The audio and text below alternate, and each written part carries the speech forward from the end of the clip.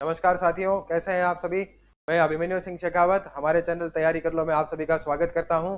योजनाओं की श्रृंखला में आज हमारे आपके सामने पेश है वॉल्यूम 3। इसमें हम जानेंगे बाकी राजस्थान की जो और योजनाएं हैं उनके बारे में। और आज की योजना में एक जो विशेष योजना है, एक जो विशेष स्कीम है, एक जो विशेष प्रोग्राम है, वो है स्काउट गाइड से रिलेटेड। मेरे पीछे की स्लाइड में आप सभी देख रहे होंगे, स्काउट गाइड से रिलेटेड आज हमारा एक जो ये वीडियो है वो उसके उस योजना पे जो राजस्थान में एक बहुत बड़ा स्काउट का एक कैंप होने जा रहा है, एक स्काउट का महाकुंभ होने जा रहा है, उस पर आज हम सभी चर्चा करेंगे। राष्ट्रीय स्काउट एवं गाइड जम्बूरी। अब ये सर, ये नाम क्या है? ये तो आप मेरे हिसाब से लगभग आप सभी ने पहली बार ये नाम सुना होगा जो लोग एनएसएस से जुड़े हुए नहीं है। एनएसएस क्या है? National service scheme. एनसीसी और एनएसएस को अक्सर हम लोग कॉलेजेस में या 11th-12th में देखते हैं। तो लगभग बच्चे जागरूक होते हैं, वो या तो जिनको आर्मी में जाने का जिनका सपना होता है वो एनसीसी लेते हैं, और उसके अलावा बहुत सारे बच्चे होते हैं वो एनएसएस भी सिलेक्ट करते हैं। एक्स्ट्रा करिकुलर एक्टिविटीज का एक पार्ट है। इसका उद्देश्य ये है, सरकार का ये टारगेट है कि इसके द्वारा बच्चों को जागरूक किया जाए। जो हमारे कॉलेजिएट्स हैं, जो किशोर जो हैं, जो युवा हैं, उन्हें देश और देशभक्ति की भावना से जोड़ा जाए। इसके साथ साथ उनमें ऐसी चीजें विकसित की जाए कि जब कोई भी किसी भी प्रकार की कोई डिजास्टर आए, कोई समस्या है देश पे, कोई प्राकृतिक या गैर प्राकृतिक किसी भी प्रकार की अगर कोई आपदा आए, तो ऐसी आपदा में वो किसी दूसरे की तरफ नहीं ताके, किसी और की तरफ ये नहीं देखें कि वो हमारी सहायता के लिए आएगा, बल्कि वो खुद एक टूल बने सहायता का, सबकी सहायता वो खुद करें। इस स्कीम को, इस चीज को ध्यान में रखकर राष्ट्रीय स्काउट एवं गाइड की स्थापना की गई थी, जिसको अक्सर हम इस स्काउट गाइड्स को मेलों में, फंक्शंस में और भी तरह तरह के कई इवेंट्स होते हैं वहां पे व्यवस्थाएं बनाते हुए, डिजास्टर मैनेजमेंट में हर जगह जहां समस्या आती है वहां लगभग स्काउट गाइड्स जो हैं वो डिजास्टर मैनेजमेंट टीम का कंधे से कंधा मिलाकर साथ देते हैं। तो उन्हीं स्काउट गाइड्स के लिए एक बहुत बड़ा प्रोग्राम, राष्ट्रीय लेवल का प्रोग्राम राजस्थान करवाने जा रहा है। उसका नाम है जम्बूरी। राष्ट्रीय, पहले अपन बात करते हैं नेशनल स्काउट गाइड के मोटो की। तो नेशनल स्काउट गाइड का मोटो है राष्ट्र के लिए सदैव तत्पर। अब है सर की जम्बूरी क्या होती है? तो जम्बूरी का मतलब है एक तरह का उत्सव, या एक तरह से अगर मैं कह दूं तो स्काउट का एक खेल, और खेलों का एक ओलंपिक, जिससे बहुत सारे खेल होते हैं वैसे ही इसमें स्काउट से रिलेटेड बहुत सारी एक्टिविटीज होती हैं। देखिए दोस्तों, हमारी जो जीके की क्लास है उसमें रटाफिकेशन का कोई सिस्टम नहीं है। यहाँ पे आपको इस तरह से नहीं समझाया जाता है कि ये क्वेश्चन है, इसके ये ऑप्शन है और ये आ जाएंगे, ये नहीं आएंगे। आप, हमारा टारगेट है आपके दिमाग में एक एक पॉइंट को क्लियर करना। जब आप ये समझ जाएंगे कि जम्बूरी क्या होती है, जब आप, अगर आपके दिमाग में एक्चुअली पता है जीके क्या है?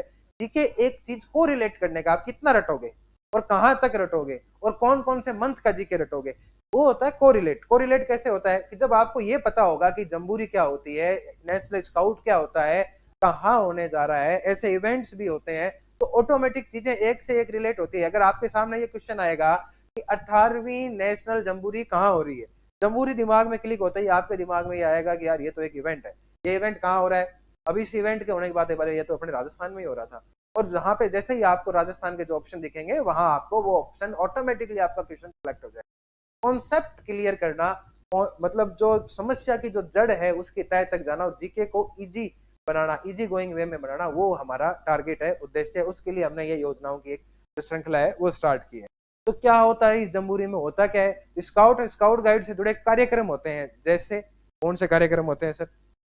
डिजास्टर मैनेजमेंट है, कलर पार्टी है, एडवेंचर एक्टिविटीज है, मार्च पास्ट हो गया, टाइगर जंप है, कमांडो क्रॉसिंग है, बैंड प्रदर्शन है। ये सारी तरह के इवेंट सारे स्काउट गाइड्स तरह तरह से प्रदर्शित करते हैं। सभी प्रतियोगिताएं होती है, जैसे कि अगर अपन ओलंपिक की बात करें तो हॉकी का इवेंट हो गया, बास्केटबॉल का हो गया, क्रिकेट का हो गया, सभी उसी तरह से अलग अलग गेम्स हैं। इससे भी बहुत सारे गेम्स होते हैं, उनके मतलब जो एक्टिविटीज होती हैं, हर एक्टिविटीज के प्रतियोगिताओं में विजेताओं को इनाम और प्रशस्ति पत्र के साथ साथ जो नेशनल जम्बूरी में जैसे नेशनल सर्टिफिकेट मिलता है ना, जैसे नेशनल प्लेयर होता है, वैसे ही स्काउट की नेशनल जम्बूरी का भी एक सर्टिफिकेट मिलता है इसमें जो भाग लेने वालों को, और वो उनके आगे जॉब्स वगैरह सरकारी नौकरियों में भी काम आता है। अब आते हैं हमारे मेन क्वेश्चन पे कि सर ये कब होगी ये जम्बूरी? तो 4 जनवरी 2023 से 10 जनवरी 2023 तक राष्ट्रीय स्काउट जम्बूरी होगी। सर कौन करवाएगा इसको? 4 जनवरी 2023 से 10 जनवरी 2023 तक राष्ट्रीय जम्बूरी होगी, और कौन करवाएगा? राष्ट्रीय स्काउट एवं गाइड मुख्यालय नई दिल्ली। नई दिल्ली इसका आयोजन करता है। इसका आयोजन करता कौन है? नई दिल्ली। और नई दिल्ली जब इसका आयोजन कर रहा है तो कोई इसको एक मेजबान चाहिएगा, तो मेजबान जो ये इवेंट करवा सके, जो इसमें इन्वेस्टमेंट कर सके, जो सबको बुला सके, सबके रहने की खाने की, एक तरीके से कैंप होता है, पूरे गांव बसाया जाता है, जैसे ओलंपिक गांव होता है, खेल गांव बसाया जाता है, वैसे ही। तो 18वीं हो रही है 2023 में। और ये कहाँ हो रही है? ये राजस्थान के पाली जिले के रोहट में हो रही है। ये दोनों सबसे इंपॉर्टेंट क्वेश्चन है। कौन सी होगी? 18वीं होएगी। कहाँ होएगी? राजस्थान के पाली जिले के रोहट में। दोस्तों, जैसे जैसे एग्जाम में कंपटीशन बढ़ रहा है, वैसे वैसे पेपर का लेवल भी बढ़ाया जा रहा है, और लेवल बढ़ाने के साथ साथ हर एक तरीके के क्वेश्चन पूछे जा रहे हैं। राष्ट्रीय स्काउट गाइड जम्बूरी जो पाली जिले, राजस्थान के पाली जिले के रोहट में हो रही है, वो कौन सी स्काउट जम्बूरी है? 18वीं। ये एक क्वेश्चन को बढ़ाने का मतलब, जो आप चीज याद करके आए थे वो सारी आपको बता दी, और जो चीज आप छोड़ के आए थे वो चीज आपसे पूछ ली। कब होगी ये स्काउट जम्बूरी? तो ये जनवरी 2023 में होगी। अब इसके की पॉइंट्स में क्या है? तब इससे पहले भी हुई है क्या? जी हाँ दोस्तों, इससे पहले भी राजस्थान जो है स्काउट गाइड जम्बूरी का मेजबान रह चुका है। 66 साल बाद राजस्थान को फिर से मौका मिला है स्काउट गाइड जम्बूरी का आयोजन करने का, मेजबान बनने का। इससे पहले देश की जो दूसरी स्काउट जम्बूरी थी 27 दिसंबर 1956 से 31 दिसंबर 1956 तक बनी पार्क जयपुर में करवाई गई थी। इसके मुख्य अतिथि थे हमारे राजस्थान के प्रथम राज्यपाल सरदार गुरुमुख निहाल सिंह जी। और ये जो स्काउट जम्बूरी थी वो देश की दूसरी स्काउट जम्बूरी थी देश स्वतंत्रता के बाद। वैसे कुल अगर अपन देखें तो ये तीसरी जम्बूरी थी। सबसे पहली जम्बूरी थी वो 1920 में स्वतंत्रता से पहले अंग्रेजों ने करवाई थी नई दिल्ली में। स्वतंत्रता के बाद हमने पहली जो करवाई थी वो हमने करवाई थी सिकंदराबाद, हैदराबाद में, सॉरी आंध्र प्रदेश में, अभी इसका नाम सिकंदराबाद हो गया है। और 1953 में करवाई थी, जिसके मुख्य अतिथि थे पंडित जवाहरलाल नेहरू के मुख्य अतिथि थे। और दूसरी कहाँ हुई थी? दूसरी राजस्थान के जयपुर में हुई थी।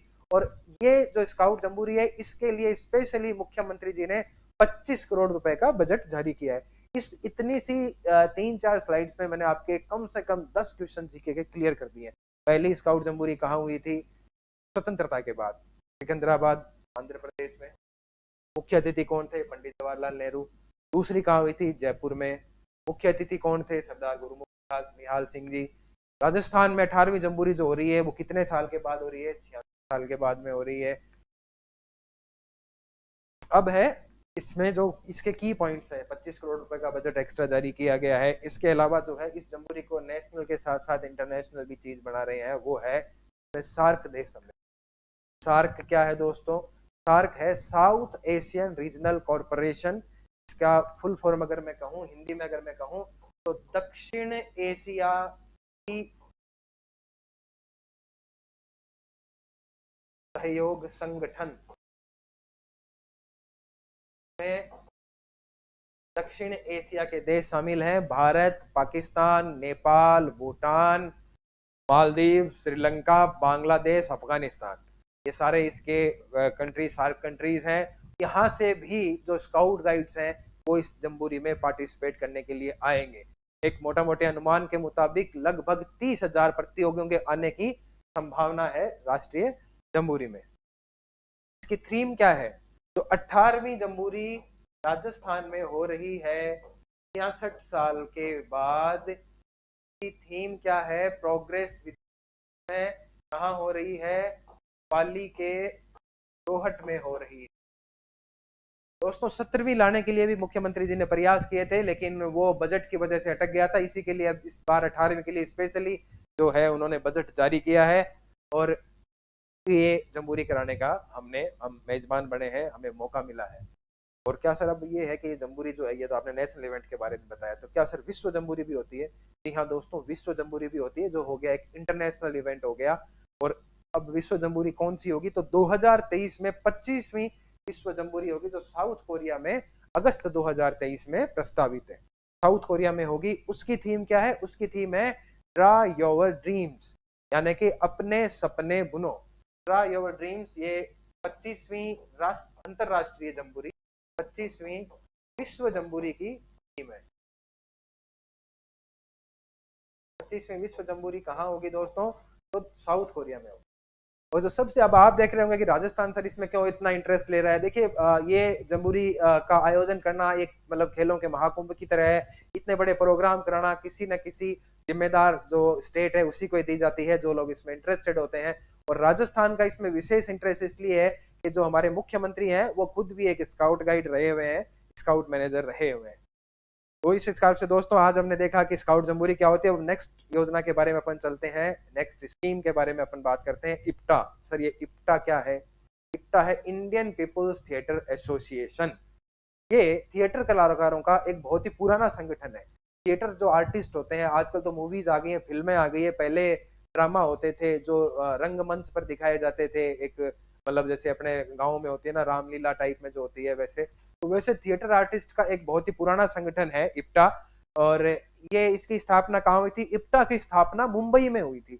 और कब हुई थी? 25 मई 1943 को मुंबई में हुई थी। थिएटर कलाकारों का सबसे पुराना संगठन है।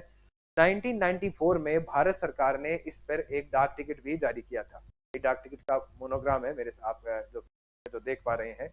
1994 यानी कि 1994 में 1943 से 1994 तक इसको बने हुए 50 साल हो गए थे। इसकी गोल्डन जुबली थी। गोल्डन जुबली वर्ष पर भारत सरकार ने इन थिएटर कलाकारों को एक सम्मान देने के लिए, इनकी कला को सम्मान देने के लिए इस पर एक डाक टिकट भी जारी किया था। अब सर ये इप्टा की चर्चा क्यों की आपने? मान क्या बताइए इप्टा, मैं कह रहा इप्टा को। तो साहब बात यह है कि रणबीर सिंह जी जो इस इप्टा के चेयरमैन थे उनका निधन हो गया है। जैसे मैंने आपको वीडियो के शुरू में ही बता दिया कि आजकल क्वेश्चन का एक लेवल बढ़ा दिया है और हमारा टारगेट है कि आपको क्वेश्चन की तह तक लेके जाना। रणवीर सिंह का निधन हो गया, रणवीर सिंह का निधन हो गया, रणवीर सिंह का निधन हो गया, पढ़ लिया, पता नहीं चले, पता नहीं किसको मार दिया। रणवीर सिंह 2-3 और भी हैं, कोई बेचारे और कलाकार भी हैं, कहीं उनको मार दो, तो वो नहीं है। इप्टा के एसोसिएशन के अध्यक्ष थे। इप्टा क्या है? Indian People's Theatre Association. Question ऐसे भी आ सकता है कि इप्टा की फुल फॉर्म बताइए। इप्टा जिसके प्रमुख रणवीर सिंह जी का हाल ही में निधन हो गया था, क्या है? तो थिएटर कलाकारों का एक संगठन है, कोचिंग इंस्टीट्यूट है। इप्टा एक दवाई की दुकान का नाम है, एक कंपनी का नाम है? नहीं, थिएटर कलाकारों का सबसे पुराना संगठन है। थिएटर कलाकारों के सबसे पुराने संगठन जिसके अध्यक्ष रणवीर सिंह का हाल ही में निधन हो गया था, उसकी स्थापना कहाँ हुई थी? तो ये इस हिसाब से क्वेश्चंस बनते हैं, तो उन पे हम एकदम से डेप्थ स्टडी आपको करवाने के लिए ये वीडियो की जो एक श्रृंखला हम आपके सामने लेके आए हैं। अब है उड़ान योजना। योजना का नाम आप लोगों ने सुना होगा। संचालन इसका मुख्यमंत्री निःशुल्क दवा योजना के द्वारा जो स्कीम है उसमें इसका करवाया जा रहा है।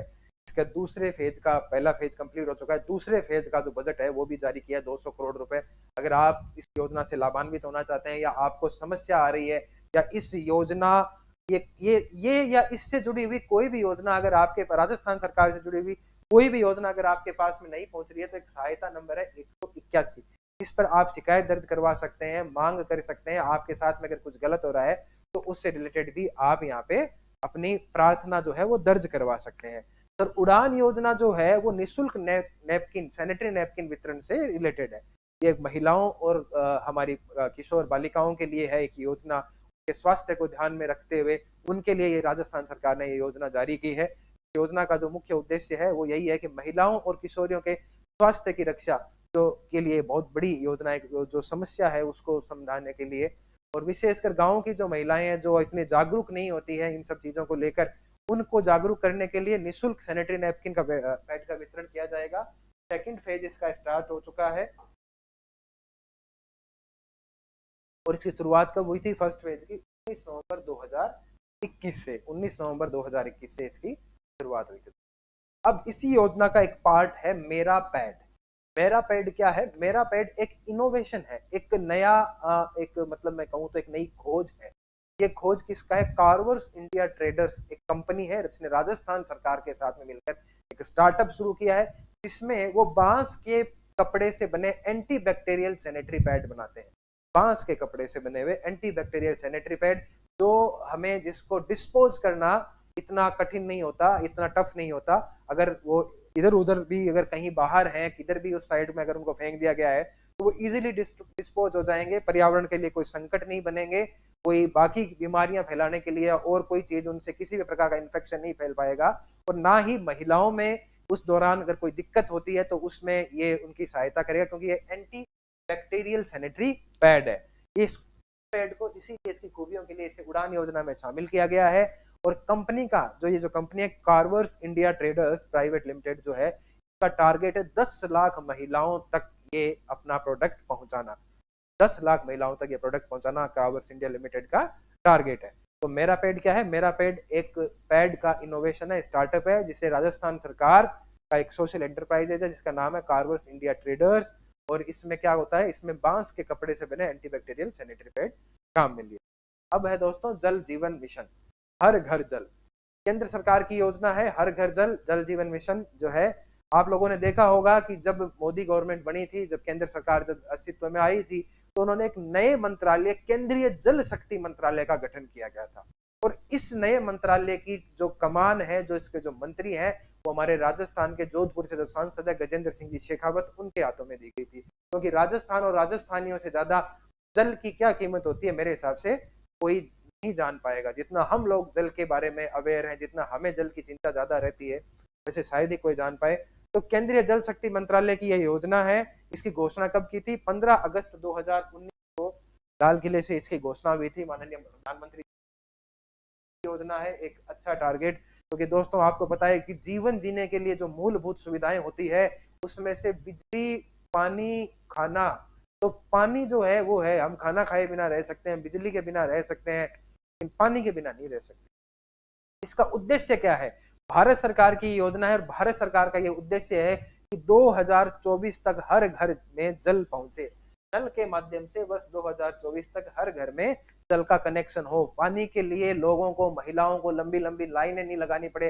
अक्सर गर्मियों के मौसम में राजस्थान की बहुत सारी जो पिक्चर्स हैं वो ना केवल नेशनल मीडिया में बल्कि इंटरनेशनल मीडिया में भी वायरल होती है, जिसमें एक बहुत सारी लंबी लाइन लगी हुई है। किसी छोटी छोटी जो बारियां बोलते हैं, जो राजस्थान, जो हमारा पश्चिमी राजस्थान है, जैसलमेर बाड़मेर साइड में एक कुएं टाइप का होता है, एक बहुत ही गहरा खड्डा, इसमें आसपास से पूरे दिन में करीब घंटे 2 घंटे में जाके 1-2 बाल्टी पानी आता है। और वहां पे लोग जो है वो लाइन लगाकर उसको कोशिश करते हैं पानी भरने की। तो उन सब से निजात दिलाने के लिए पूरे देश में वर्ष 2024 तक हर घर में जल हो, इसके लिए जल जीवन मिशन जो स्टार्ट किया गया है।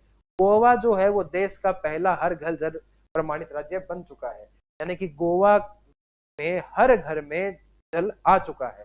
तो देश का पहला राज्य जो हर घर जल प्रमाणित है वो है दोस्तों गोवा। दादर नागर हवेली दमन दीव जो है वो पहला हर घर जल संघ शक्ति क्षेत्र बना है। स्टेट है गोवा। और जो अपन बात करें तो संघ शक्ति क्षेत्र की, तो दादर नागर हवेली दमन दीव जो है पहला हर घर जल संघ शक्ति क्षेत्र बना है। और भारत जैसे हमारे देश में जो मध्य प्रदेश के बुरहानपुर जिला जो है वो देश का पहला हर घर जल जिला घोषित, मध्य प्रदेश का बुरहानपुर हर घर जल जिला। अब है बालिका दूरस्थ शिक्षा योजना। नाम से ही आप समझ पा रहे होंगे, दूरस्थ मतलब डिस्टेंस, यानी डिस्टेंस एजुकेशन से रिलेटेड है। बालिका का नाम है तो बालिकाओं से, महिलाओं से डिस्टेंस एजुकेशन रिलेटेड है। इसका जो मुख्य विभाग है वो शिक्षा विभाग है। उसकी घोषणा 2022-2023 के बजट में मुख्यमंत्री की थी। लागू जो है वो 24 अगस्त 2022 से इसे लागू कर दिया गया है। इसका उद्देश्य क्या है दोस्तों? इसका उद्देश्य जो महिलाएं और जो लड़कियां किसी काम की वजह से या अपने घरेलू कार्य की वजह से पढ़ाई करना चाहती हैं लेकिन डेली स्कूल या कॉलेज नहीं जा सकती, उनके लिए ये योजना राजस्थान सरकार ने शुरू की है, बालिका दूरस्थ शिक्षा योजना 24 अगस्त 2022 से। क्या है? सरकार द्वारा अनुबंधित विश्वविद्यालय यानी सरकारी विश्वविद्यालयों से, राज्य के राजकीय संस्थान यानी कि जो स्कूलों से जुड़ी हुए स्कूलों से, आईटीआई कॉलेजों से, सरकारी हॉस्टल से, या फिर वर्धमान महावीर कोटा खुला विश्वविद्यालय जो ओपन यूनिवर्सिटी, राजस्थान की जो ओपन यूनिवर्सिटी है कोटा की, जो कोटा में जो वर्धमान महावीर जो यूनिवर्सिटी है, वहां से आप जो है वो अपनी पढ़ाई को जारी रख सकते हैं। इसकी फीस कौन देगा दोस्तों? एकदम से निःशुल्क है, राजस्थान सरकार आपकी फीस भरेगी। अगर आप जो महिलाएं हैं जो पढ़ना चाह रही हैं उनकी फीस, इसमें सीटें लिमिटेड है। स्नातक, स्नातकोत्तर और डिप्लोमा, पीजी डिप्लोमा, आप सारे कोर्सेज इसमें कर सकते हैं। स्नातक में 16,000 सीटें हैं, स्नातकोत्तर में 5,000 सीटें हैं, डिप्लोमा में 10,000 सीटें हैं, पीजी डिप्लोमा में 3,000 सीटें हैं और सर्टिफिकेट कोर्स में 2,000 सीटें, कुल 36,300 सीटें हैं जो लिमिटेड है। और आप डिस्टेंस से ये सारे कोर्सेज जो है वो कर सकते हैं विदाउट एनी फीस। अब आते हैं दोस्तों महिला समानता दिवस। कब था दोस्तों महिला समानता दिवस? 26 अगस्त को हर साल मनाया जाता है। क्यों मनाया जाता है? 1920 में इस दिन जो अमेरिका में जो महिलाएं थी उन्हें पुरुषों के बराबर वोट देने का अधिकार मिला था, उन्हें भी सरकार चुनने का मौका मिला था। अमेरिका जो दुनिया का सबसे पुराना लोकतंत्र है, उसने भी 1920 में जाकर महिलाओं को बराबरी का अधिकार दिया था। तो इस दिन की याद में पूरी दुनिया में 26 अगस्त को जो है महिला समानता दिवस मनाया जाता है। राजस्थान सरकार ने भी इस पे प्रोग्राम करवाया था। जयपुर के शिल्पग्राम जवाहर कला केंद्र में 23 से 27 अगस्त को प्रोग्राम आयोजित किए गए थे, जो राष्ट्रीय ग्रामीण आजीविका विकास परिषद ने करवाए थे। दोस्तों, आप सभी को पता है कि महिलाओं की जो स्थिति है, जो समानता की जो समस्या है, वो शहरों की बजाय गांवों में ज्यादा है। इसलिए जो राजस्थान आजीविका ग्रामीण विकास परिषद है, उसने गांवों की महिलाओं के लिए स्पेशली समानता और उनके अधिकारों के लिए उनमें जागरूकता हो, इसके लिए ये प्रोग्राम जो है वो 26 अगस्त को आयोजित करवाया था। तो महिला समानता दिवस कब मनाया जाता है, 26 अगस्त को, और क्यों मनाया जाता है? क्योंकि इस दिन अमेरिका में विश्व महिला समानता दिवस है ये, अमेरिका में इस दिन महिलाओं को वोटिंग का राइट्स मिला। तो दोस्तों, इस हिसाब से आज हमने पढ़ी राजस्थान सरकार की कुछ प्रमुख योजनाएं। आगे भी इस हिसाब से वीडियोस आते रहेंगे। अगर आपको वीडियो पसंद आया है तो प्लीज इसे लाइक, शेयर, सब्सक्राइब और कमेंट जरूर करें। इसी के साथ मैं अभिमन्यु सिंह शेखावत आपसे विदा लेता हूं। जय हिंद, जय भारत।